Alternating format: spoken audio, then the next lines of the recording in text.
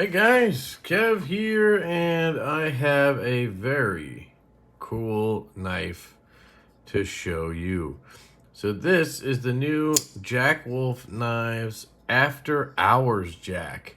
And this guy is dropping on the 15th of December at 2 p.m. Eastern at your favorite dealers. Now, I do have links to some dealers that sell these, so if you want to use those links, they're down below in the description.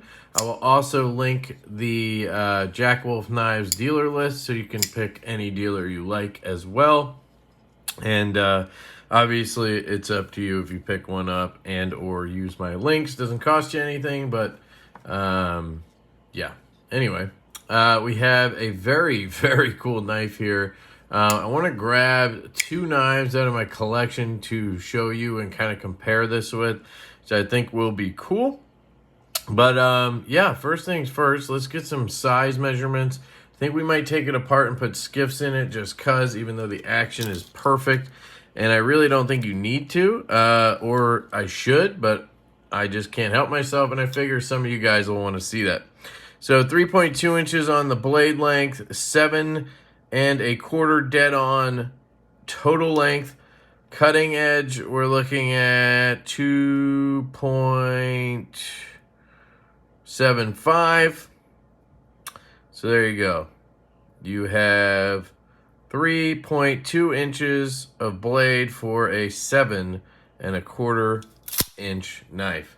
So initially, one of my thoughts was that the blade to handle ratio would probably look a little bit off on this knife, but those ratios are pretty damn good. So we can see that tip goes all the way to the end here where that backspacer wraps around, which is very cool because you have that purple coloring anodization that matches the fat carbon purple haze, and then you have it on the clip as well. You can also remove this clip. You have to take it apart to do that, but you can remove it and put a filler tab in. I got to check if I got one of those. I didn't see it when I unboxed it, but I forgot it existed, and it's very small. You have a long pull on here and a sheep's foot blade. This is essentially a locking version of the Midnight Jack, which is a, customer favorite, one of my favorites that has been released. So it's very, very cool to see that. And I'm going to go grab it just to show you. So here is the Midnight Jack, and I have a little matchy match going on here. And you'll see the Midnight Jack is obviously a bit smaller, but let me get this thing out of here. What is that? I think that's from the sheath. Let me grab the sheath, the slip. There you go. Had to get that. So what happens when you carry your stuff, you know what I mean? So you can see a little bit of oil on there as well. Let me clean that off. All right. Got these red Divo cloths. Check it out. Got red, white, and blue this time. But yeah, so you can see the size difference there. Basically the same design, right? Until you flip it over. And then you can see that lock bar and the clip, right? And that'll be the telltale sign that this is not a slip joint. Now, it's obviously larger, so where the Midnight for me is the perfect size, it just fits my large glove size hand perfectly. I love this size of knife. I also love a slip joint. This is a little bit bigger, right? This is more of, I'm calling it like a schmedium. I guess you could call it maybe the opposite of that. What would be a medium large, a marge. This is a marge, not a schmedium, sorry. That's what I meant to say. This is a marge. So, yeah, I don't think it's too big at all. But I would have loved to have seen it be more like this size. I'm not quite sure why they're doing only large versions of their knives when they do folders. I guess just to switch it up so it's not the same exact knife. But to me, this size just is perfect, right? Front flipper would be right there. bang that reverse flick out. With this, for me personally, it's just a little bit bigger. It's not a problem. It works. And maybe that's why they did it, because overall it's going to work for more people, right? Another comparison we can pull out is the gunslinger jack. And that is right, I am matching across the board here. Had to go with the purple haze on the after hours jack for that reason. They do have 5 colorways of this guy, ranging from pretty, normal-ish to wild as shit with kieranite and toxic green shit. So definitely check that out. Actually, I can pull up the website for you guys if you want to see it. Jack Wolf knives. Here we go. After hours jack, we have a carbon fiber frost. So this is fat carbon, and that has blue accents on it. See that right there? Very, very nice. We have a titanium. So this is going to be a frame lock. It'll be the first time they've offered a frame lock, not a bolster lock. And this guy is DLC with a faux bolster there. Very cool. Then we have the one we're looking at.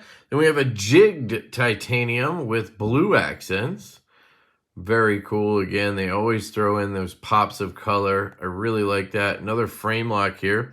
This one has a hand satin finish, so note that.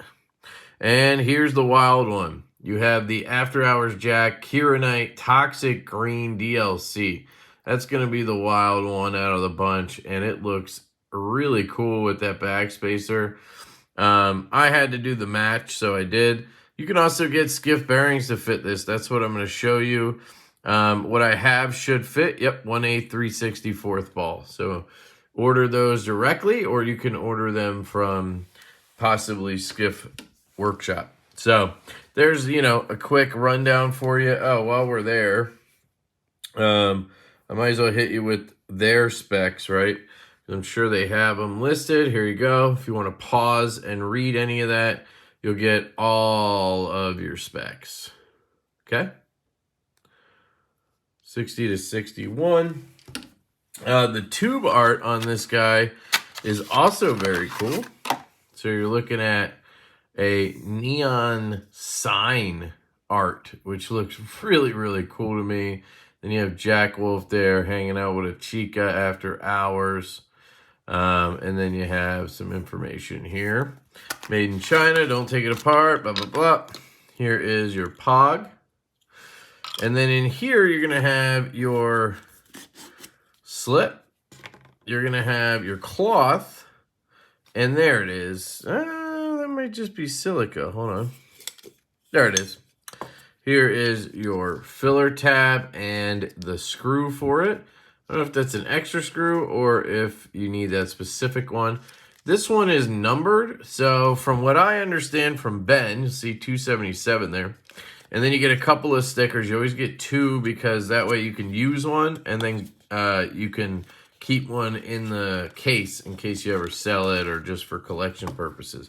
It's really cool that they think of that. But the filler tabs are numbered. According to Ben, at least, it's because the titanium ones, those will not be numbered. And that's because they can mass produce the filler tabs. But on the carbon fiber versions, they have to basically cut a piece of titanium to perfectly fit and match into that slot where the carbon fiber is.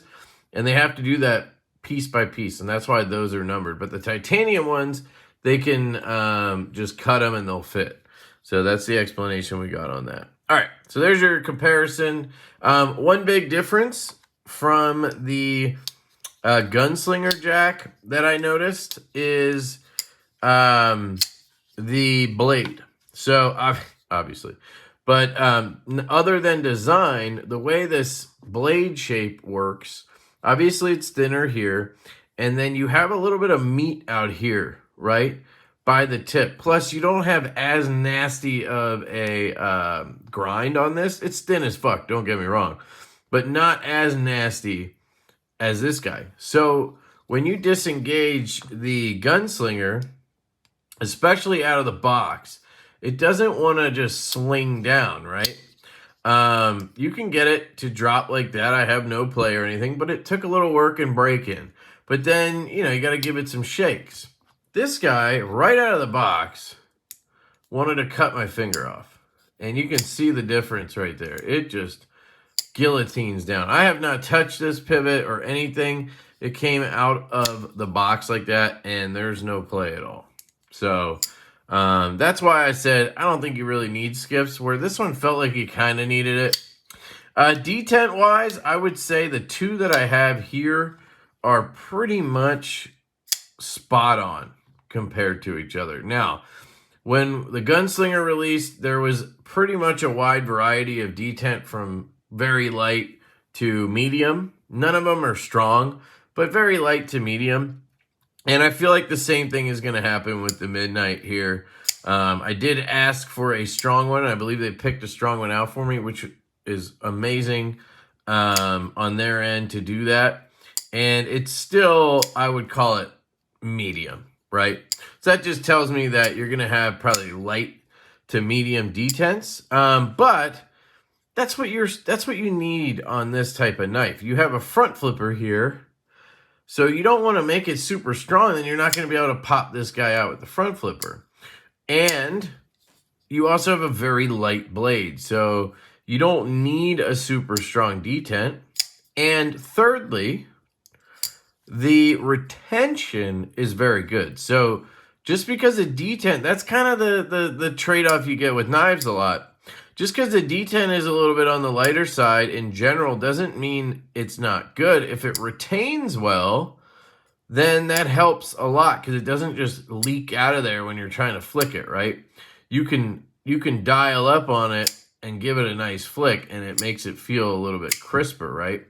So what I mean by that is, even though I can pull this out real easily, if I shake it, I was doing this earlier, and I couldn't get it to pop out of there. You know, usually you got to snap it with some wrist, and I just can't get it to pop out of there. I never really tested that with the Gunslinger, but it's the same thing. So it's kind of a, you know, trade-off, and I think they did it's great. So that's what I mean by all of that, is it's great. The detent feels really good. You know I'm the guy who wants the strongest detent in the world and all that good stuff, but it really makes sense on this model, especially with this front flipper. If you went any stronger, I think it would start to hurt a little bit, and so they made a good choice, and the OEM did a good job. Now, speaking of the front flipper, you guys know in the Gunslinger I griped about how it didn't come jimped up and around. You can see the Gunslinger here, and it looks like we've adopted the same exact style here. Instead of this little tab right there, it kind of comes up and then just keeps going. I'm not sure what the, I guess maybe just design-wise, that's what they were going for. I don't know if there's any reason to do that aesthetically here. But either way, it looks good, and it works very well. It can feel a little bit sharp and bitey, which I guess is good, right? But I do still wish it had another jimp up there. But I think I've talked to Ben about that in the past, and he just thinks aesthetically that would kind of throw it off a little bit. And it works, as you can tell. But you just aren't going to be doing a lot of this, right? You're not going to be doing the rollback because it just hurts. I mean, that hurt really bad right there. Oh, it's really sharp. So you're not going to be doing rollbacks, but you can do the reach around, which, you know, I'd rather have a reach around than a rollback, but hey, you know. So I think the jimping's good. It's very aggressive, so that helps its cause for sure. And I've really had no issue with it. I've enjoyed the flicking. The fuller is nice and sharp. I mean, they do such a good job with crisp edges. It makes perfect sense. As a lefty, you do have a longer bolster lock than you had on the Gunslinger jack, as you can see here. So on the Gunslinger, I can come up to almost anywhere and flick it, and I'm not in danger of locking up the detent. On this guy, if I'm on there, I do lock it up. Now, naturally, pick it up, fire it. I really haven't had any issues where I've felt like I was binding it in a natural position. Like I'm testing it, right? And I can get it to kind of bind up because I'm putting a lot of pressure on there. But normally I'm not applying the pressure in that exact spot. I can even put my thumb there, but I'm leaning the right way that it's not affecting it. So to me, it's not an issue at all, but your mileage may vary. You can thumb flick this guy. I do it better right-handed. If you get your thumb in there, again, that retention is good enough that you can kind of give it a flick where it doesn't just pop out as you're kind of giving it the flick. It doesn't go, you know, it lets you kind of gear up on it and give it a flick, which is nice. So you can reverse flick it. You can thumb flick it. You can front flip it. You can reach around it. You can try and do that. I can do it much better on the Gunslinger for some reason. And I think that's because this tab does stick up a little bit more. You see how it comes up over the frame there a little bit? Now you got to be careful because if you come up too high, then you roll over that top not jimp part and it does hurt. So you want to ride up. And I don't know if it's just a lighter blade. The detent doesn't feel stronger, but I think it's just the angle of the flipper tab. You see how you have more of the leverage area up here where you can get up there, right? On this one, you're a little more straight back because you don't have that leverage, that little tap. So rolling it back is just a little harder. Now, I'm sure I can get the hang of it. There you go. You just got to get this angle right, and you're good to go. But for me, it's not the funnest to roll back, but that's not really my go-to move anyway. But you can do it. You can slow roll it like you saw there. You could probably get it up in a Friday night grip. Let's see if I can do this. Boom. You're in a Friday night gas station grip. You have a locking knife, and this is super comfortable in the gas station grip. I mean, I could slice and dice with this puppy, and this thing would take some arteries out. It is absolutely a laser beam. You have a stupid thin hollow ground edge. I mean, look at that. Whew. Beautiful belt satin. S90V. I mean, she's a beaut, Clark. I mean, she really is a beautiful knife. So I really love it, guys. I highly recommend it, but I mean, it's been pretty much across the board on Jack Wolf for me. So, you know, some of you guys are sick of it, but this is the one I've been waiting for in terms of locking knives. As soon as the Gunslinger came out, I was like, all right, give me a midnight locking knife. And he knew it. He jumped on that immediately.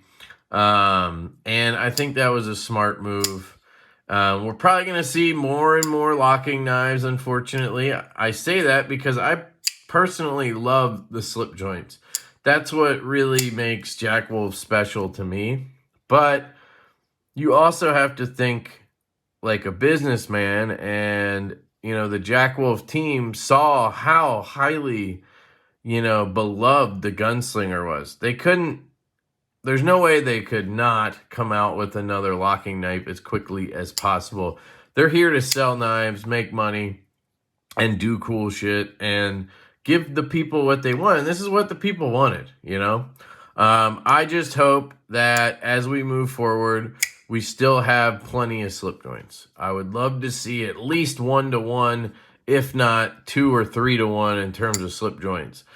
But, you know, you go where the people are, and the people are asking for this. So I get it. And they deliver. You know, they deliver fantastic quality and function all around. So there's nothing really to complain about other than I just want slip joints because I'm a weirdo. So there you go. I'm going to do the disassembly, but I'll just touch base on my gripes. And essentially, nitpicks are, I wish it was smaller, personally. That's preference. But it works great. I really have no issue with the size. I just want like a little one, you know? So hopefully that'll come out in the future. The top flipper, I wish just had a little more jimping so I could... It works absolutely fine, and it's great. You know, you just get that occasional, like, ouch, when you miss it and you get the top. And it's just a little easier when you have that extra bit of jimping up there. But again, that's nitpicking. And it's perfectly fine the way it is. I do still wish they would do the double filler tab and give me a lefty clip, but I get why, and honestly, I don't care because I carry righty knives every day in my hip pocket, basically, on these off-the-grid pants, and it has made my life so much easier. Fit and finish is absolutely perfect. Oh, sorry. I think that was it for nitpicks. They're all literal just nitpicks. There's nothing major here that I've noticed at all. I mean, sure, you could give me a detent that rips my finger off a little more, but there's nothing wrong with this, you know. Positives, it's a freaking midnight frame lock or bolster lock. It's a locking midnight. Get the out of here. That's what everybody asked for when those came out. So here you go. It's beautiful. The blade is absolutely fantastic. I got it today, and I have used it, I don't know, 5 or 6 times already, and it is just it's like all the Jack Wolfs, man. They just zip through the kind of stuff that I cut, which is tape and cardboard and shit like that. They just make short work of that stuff. It literally feels like you're using a laser. Like, it's crazy. It's fidgety. That's nice. It's fun. I like having the clip on the locking knives specifically. I mean, just look at how gorgeous it is. The fact that I now have, you know, the Midnight, the Gunslinger, and this all in the Purple Haze setup is nice. And, yeah. So I think these are going to be $350 like the Gunslinger. So keep your eyes out. You can hit those links down in the description and make sure you follow Jack Wolf Knives. Let's get into a little bit of a disassembly here. And I want to show you something new that has come in from Tinker Force. So if you didn't notice, I have a new tray. So they sent me a new tray. It's the same color, but it's using their new foam or cork, which is a little bit darker, has a little more, I think, rubber in it. Maybe makes it a little sturdier. So I have a new tray. It's still the XL LeftyEDC edition because it has this larger opening in the center. You can get it with 4 of these little guys instead if that's what you want. But then he made me a new insert to hold all my stuff, and we worked together on this for months. And here it is, baby. So it fits perfectly in that cutout. Right? You have a ton of bit storage. So I have T6s, T8s, T10, T15. Then I have small, medium, and large 1/16, 5/16, 7/16 hex. And then I have a small Phillips, normal Phillips, or a little bit bigger, maybe a PH1, PH3. And then I have a flathead there. So I got a lot of bits. I might swap some of these out for less common ones. You have some Q-tip storage, or you could keep a tweezers over here or something else. We'll see what I end up keeping there. We have the super glue slot. You could also use that for something else. Finally incorporated Loctite, and this will also fit other stuff. It's a nice large size hole, that's what she said. And then we have the Skiff finger bit slot. Had to have that because this thing is always in use, and I can't just put it in a bit slot. So this is perfect. We have 4 KPL bottle size slots. You can put KPL, you could put Gunny Glide, you could put whatever it is the kids are using these days. I have all the KPLs, including the dry film in here now. Then we have 2 bit driver slots. I like to keep the Audacious Concept small and large. in there. And then in the back, we keep our Skiff Workshop bearing fit or test fit card. I mean, this thing is absolutely perfect for my needs. We worked on it for months, just piecemealing. I was like, okay, let's add this, let's add that, right? And it'll never be perfect, but it's damn close. Basically, what I wanted to achieve was not having to reach into drawers for anything if possible. And this really helps minimize that. Speaking of which, I'm going to have to reach over here. If you're wondering why I selected those drivers, it's because this driver has a base and I don't want to split it off the base. So my Get Good Screw Bleeding Unicorn 2.0 driver here is going to stay in its base, but I can just set that here when I do disassemblies, and then I have 3 drivers. Whatever, we'll figure it out. But anyway, I wanted to show you that. So please check out Tinker Force for their trays. I don't know if he's going to make this available or if this was just custom for me, but absolutely great to work with the team over there.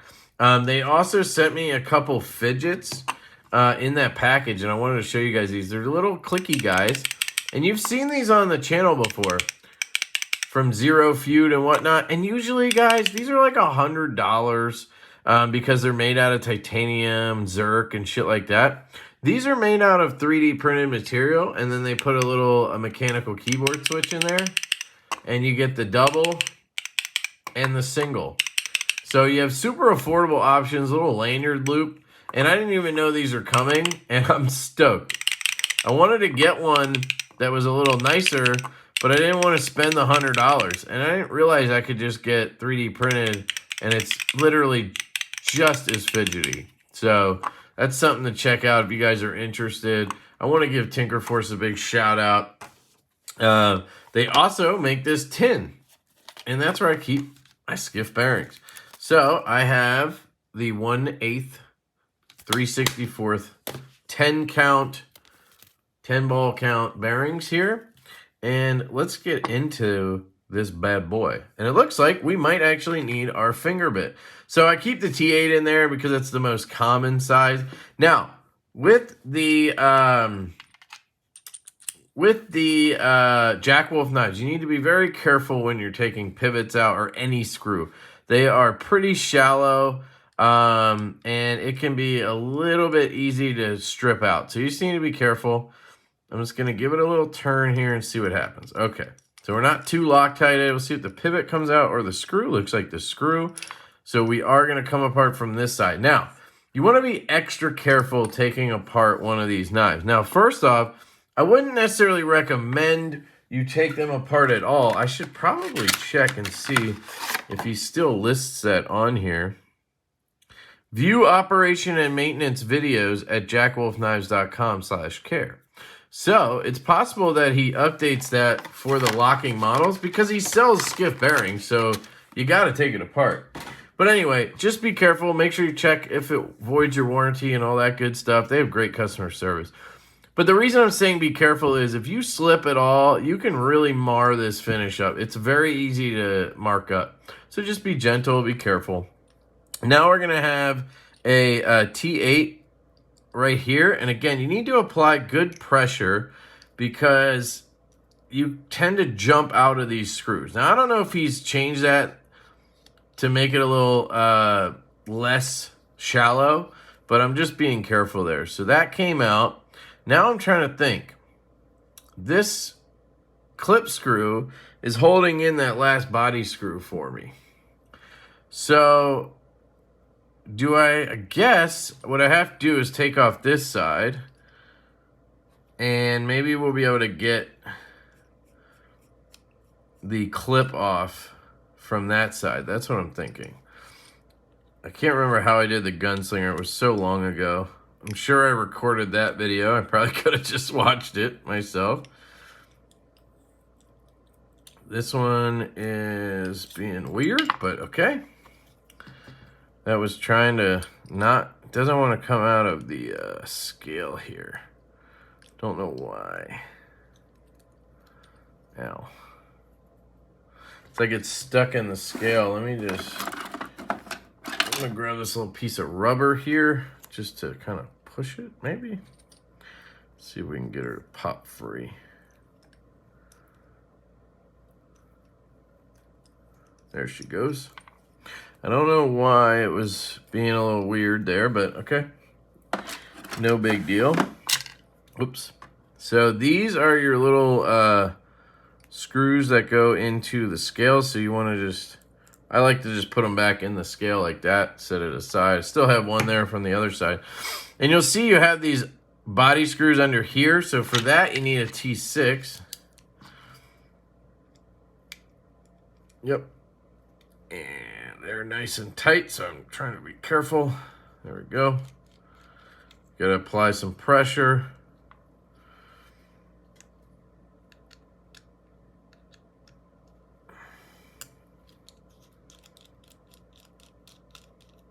Okay, got those out.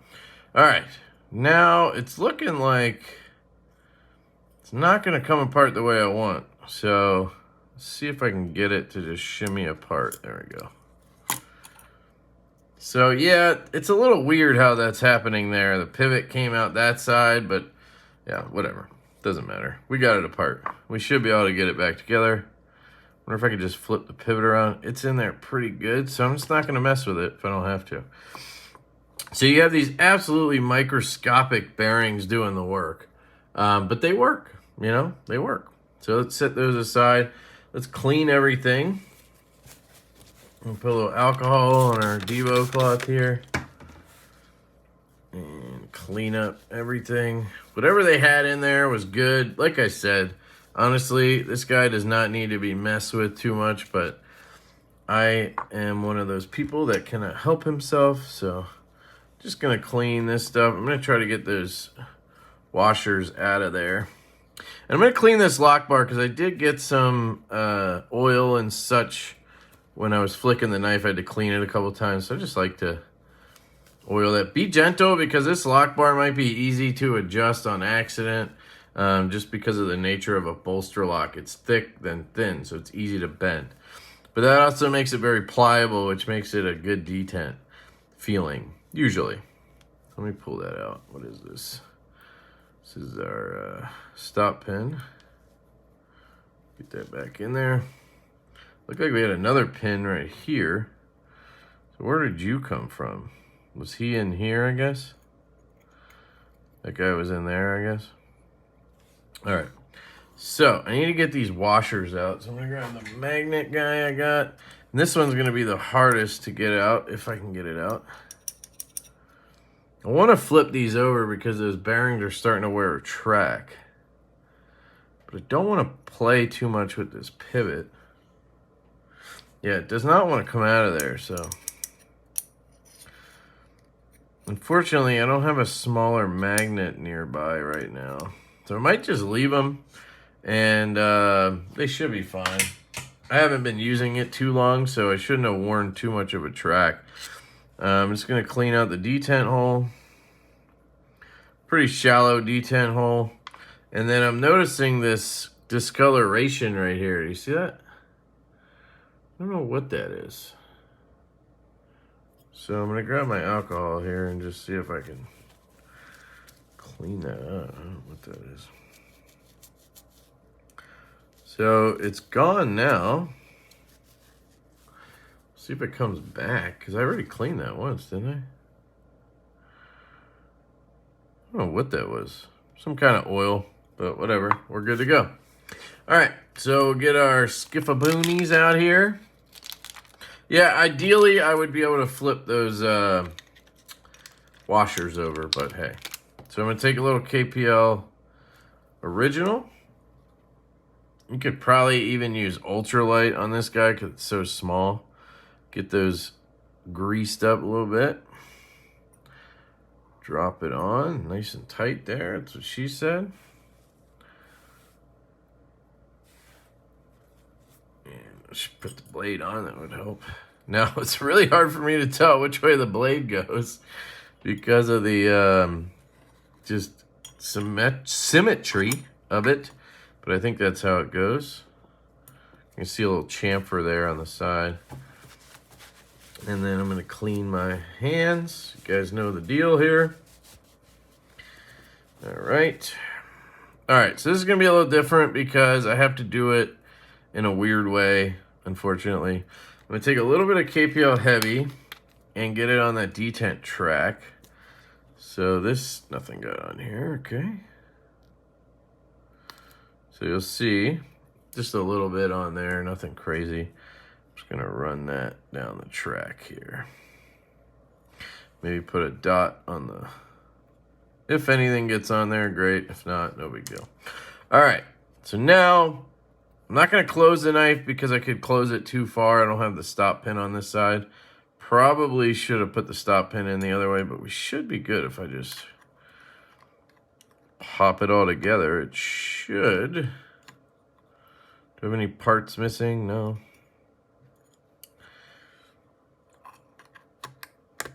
There we go. Stop pin popped in. Now I'm going to close it like that and pinch it. I should have cleaned this, so I'm going to just try. I'm going to wait, actually. There we go. Didn't pop apart or anything, so I'm going to clean this just so this was T8. Now be careful when you do this because, again, that driver could skip out, so just be slow and gentle and whatnot. See what we got. Yeah, we got some black gook there, which is normal. It's going to be really hard for me to do the same thing inside that pivot, but I want to get in there. So I'm going to do this and take a T6 and see if I can't just... Yeah, it looks like I got it in there a little bit. And we got a little something, I don't know what, but okay. So now I can take my pivot and I can actually work that back in already because it's a bolster lock. Don't have anything I need to do with that. And I had the wrong driver. And I'm just gonna, you know, get it in. I'm not gonna go crazy. And then I'm gonna put these in. And I'm gonna start at the bottom. And this is where you really need to be careful with how much you torque, because it's so easy to over torque these. But I want to get it tight enough that it's not going to pop loose, but I don't want to over torque it and have it skip out. It's a very delicate process. You just need to gently turn till she stops, basically. I have to restrain myself, essentially. We're not centered, but I didn't attempt that yet. I could have shown you when I took it apart. I never even took this off, but to get this scale off, you would just take the clip screw out, which was inside of this screw, inside of this scale. Take the clip off, then you have access to that screw, then that would come off. I wasn't going to put the filler tab in, so there was really no reason to show you that. I'm sorry. All right. Get this guy. Just find the holes, that's what she said. And again, I'm just being gentle. I'm not over tightening anything right now. I'll come back to everything and tighten, but I just want to make sure everything's good first. Because if I have to go back in to put the stock bearings back in or something like that, I don't want to have to take the whole thing apart from how tight I had it. There we go. All right. So that is tight by my standards on that pivot, and it looks pretty dead center to me. Feels good. No play. Skiffs. And that's the first flick on the skiffs. And whew. Did I check play already? Yeah. No play. No rock. And she's already doing a great job. Now, I think I got a little bit of oil on the lock bar from, you guys know I put the KPL heavy on. So I'm just going to put a little alcohol on here and flick it. Let that settle on the lock bar. so that it eats up any oil that got on there. And I'm probably gonna have to do that a couple times. That's what happens when you put oil on your detent. You're just gonna have to play with it. So I think those skiffs lined up perfectly with the stock bearings, which is good. So it's gonna be a little sticky now. That's normal because I added alcohol, so I made it sticky, but then it should clear up.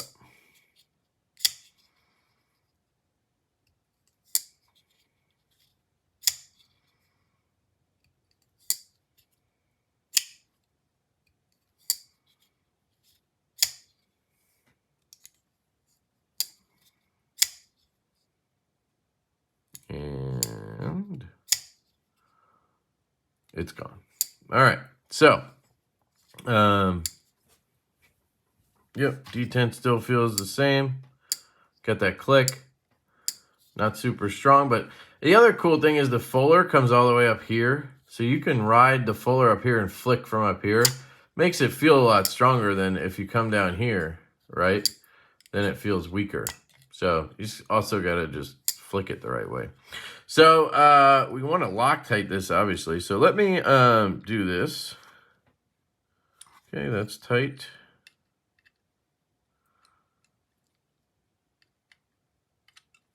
Okay, do you want to find the, there we go. That's tight. That's tight. I'm going to check this guy. That one's tight. Then I'm going to back this one out and just test the fitting. I usually do that before I Loctite, aka sometimes glue. I might glue this, we'll see. It's just so hard to, such a small pivot and everything. To me, it's honestly probably better to Loctite this guy. And even better, like you can see how hard it is to get the bit inside of the tooling because it's just so shallow on these. And it makes it very difficult. So if I was trying to super glue right now, I'd be rushing, it'd be a mess. So I'm not gonna do it. I'm gonna be smart. So let me just check and make sure everything's good. Tight, centered, good, no play. I could probably back off a little bit, but I'll have the chance because I'm gonna Loctite it. So let's take it out again. And then we're gonna grab the Loctite, clean this off.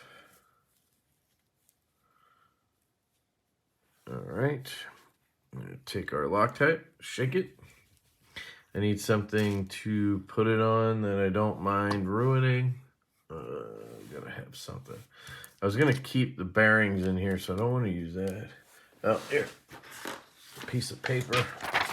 I'll also, I'll show you how it cuts in a second too, because I'll use that. But there we go.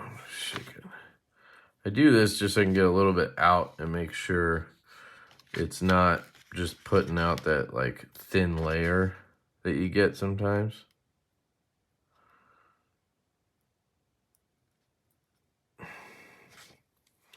So not a lot. I mean, this is a very small pivot screw and assembly and everything. It's amazing how small it is, but what I'm hoping to do here is hold it up and then start threading with my fingers so I don't have to do it with the driver, but it's not catching. So hold on. Got to reverse thread till you heard it click there, so it hit the correct seam. I'm going to try to go a little softer this time and see. Centered. No play. Ow. And that's exactly how it was out of the box. So I'm going to tighten it a little bit just because I probably could. A little bit tighter, still centered, still good. And just a little less drop shut, which is honestly good because this guy was just coming down on my finger. That's a little bit better. Still feeling that little bit of something there, but pretty sure it's just the oil because I had no stick before. So Yeah, you can see a little bit of oil there. So this guy's good to go. That's how you take it apart, put it back together. I'm going to show you, oh, right there, the lockup pops perfectly, right? No issues there. And cutting, this thing's going to be, oh my God, watch this. It's just,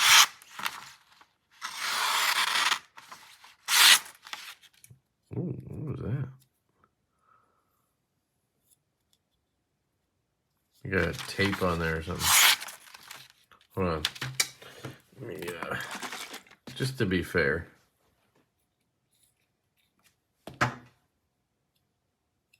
Put a little bit of knife shield on here. That'll be good in general, but clean off any tape gunk.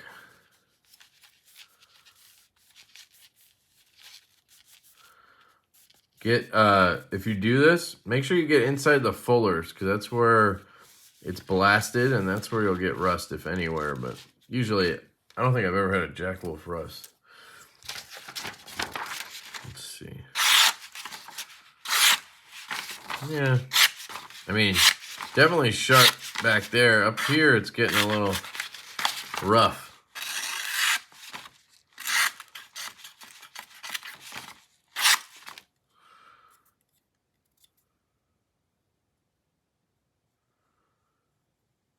I don't feel anything.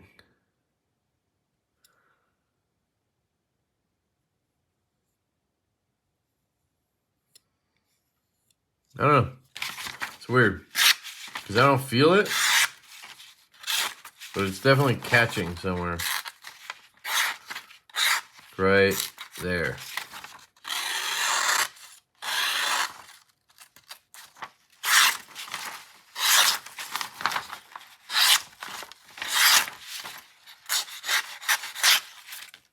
Wonder.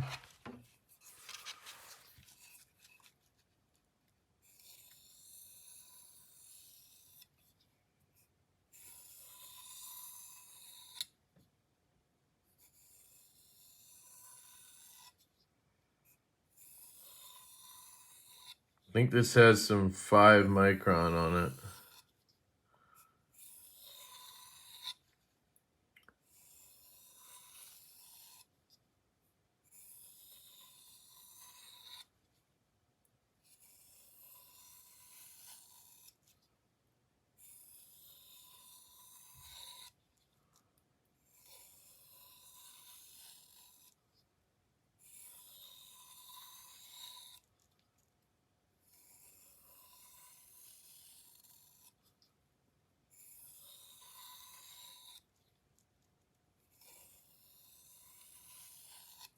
All right, let's see.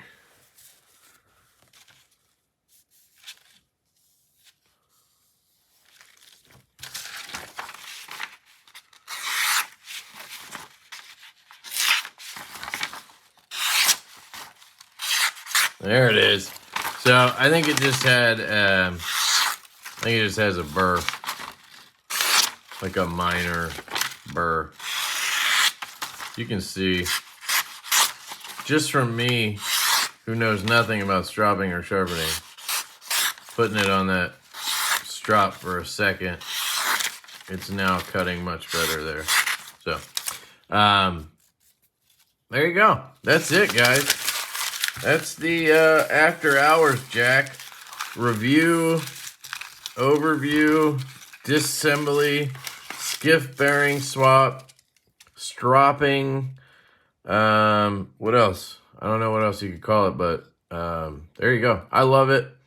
Very, very happy they made it. It drops on the 15th at 2 p.m. Eastern. Definitely check it out, guys. I love you. Thank you to Jack Wolf Knives for sending this my way to check out, review, and I love you guys. I hope you have an absolutely fantastic day, and I will catch you after hours. Peace!